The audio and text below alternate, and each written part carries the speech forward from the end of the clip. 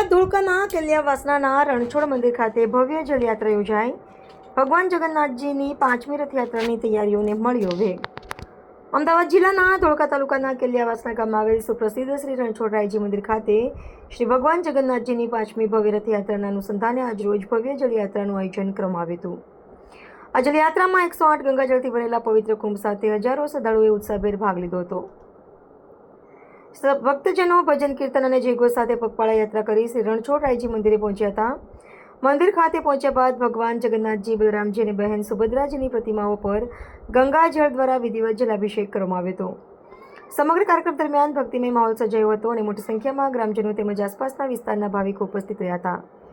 આગામી તારીખ 14/7/2026ના રોજ ભગવાન જગન્નાથજીનું પરંપરાગત મામેરું ભરવામાં આવશે, જ્યારે તારીખ 16/7/2026ના રોજ ભગવાન જગન્નાથજીની 5મી ભવ્ય રથયાત્રા કેલિયાવાસના ગામેથી ભક્તિ અને શ્રદ્ધાના માહોલ વચ્ચે નીકળશે। આ સમગ્ર આયોજનને સફળ બનાવવા મંદિર ટ્રસ્ટ, સ્વયંસેવકો અને ગ્રામજનો દ્વારા તડામાર તૈયારીઓ કરવામાં આવી રહી છે। જય રણછોડ, મારું નામ ભાવનાબેન પટેલ છે। કેલિયાવાસના ગામ ત્યાં જલયાત્રાનો પ્રોગ્રામ આજે કરેલો છે। 108 કળશ ભરેલા જૈન મંદિરથી અમે કળશ માથા ઉપર લઈ અને જગન્નાથજી, બલભદ્ર, સુભદ્રાનો અમે અભિષેક કર્યો છે। આજે ભાવિ ભક્તો બહુ મોટા પાયામાં અહીં આવેલા છે અને અમને બધાને ખૂબ ભવ્ય ખૂબ આનંદ થયો છે અને આવો ભગવાન અમને પ્રોગ્રામ અમને જરૂરથી કરાવે। આગલો પ્રોગ્રામ અમારો જગન્નાથજી, બલભદ્ર, સુભદ્રાની રથયાત્રા નીકળશે અને જગન્નાથજી, બલભદ્ર, સુભદ્રાનું મામેરું પણ મોટા પાયે કરવામાં આવશે। જય રણછોડ।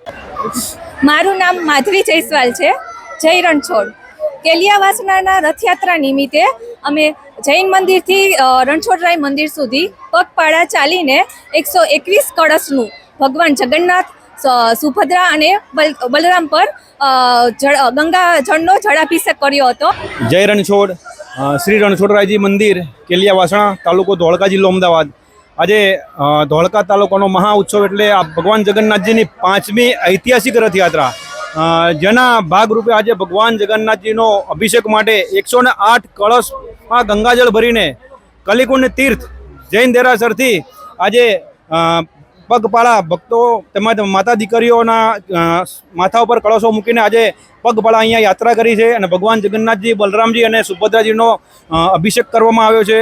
આગામી સમયમાં એટલે કે 14 જુલાઈના રોજ ભગવાન જગન્નાથજીનું જાજરમાન મામેરું પણ ભરાવનાર છે, જે કેલિયાવાસણા ગામમાં ઠાકોર સમાજની વાડીથી પ્રસ્થાન થનાર છે।